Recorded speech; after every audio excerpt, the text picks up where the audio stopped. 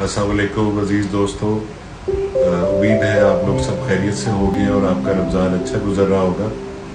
2 अप्रैल को दोस्तों पूरी दुनिया में ऑटिज़म अवेयरनेस डे मनाया जाता है। ये बच्चों की एक ख़ास बीमारी है जिसमें बच्चे कम्युनिकेट नहीं कर सकते। इस बीमारी की चंद अलामतें मैं आपको बताता हूँ ताकि वालिदैन वो अलामतें अगर अपने बच्चों में देखते हैं तो अपने करीबी माहिर नफ्सियात को दिखा सकें।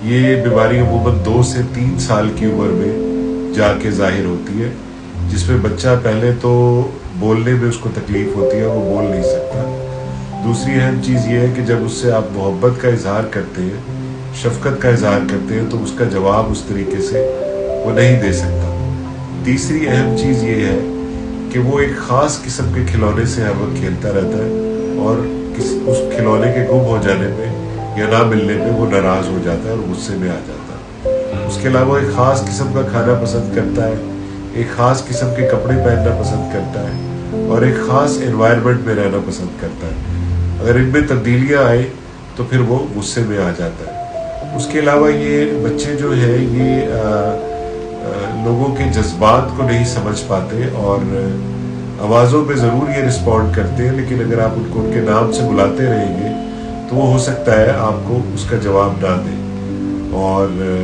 छोटी छोटी बातों पे ये गुस्से हो जाते हैं और तब्दीली को ये बिल्कुल बर्दाश्त नहीं कर पाते। तो इस बीमारी को ऑटिज़म कहते हैं और ये काबिल इलाज बीमारी है। अगर आपके करीबी अजीज़ रिश्तेदारों में किसी बच्चों को ये प्रॉब्लम्स है तो उनको अपने करीबी माहिर नफ्सियात को दिखाएं। अल्लाह ताला आपका हामी और नासिर हो। पाकिस्तान जिंदाबाद और अल्लाह हाफ़िज़।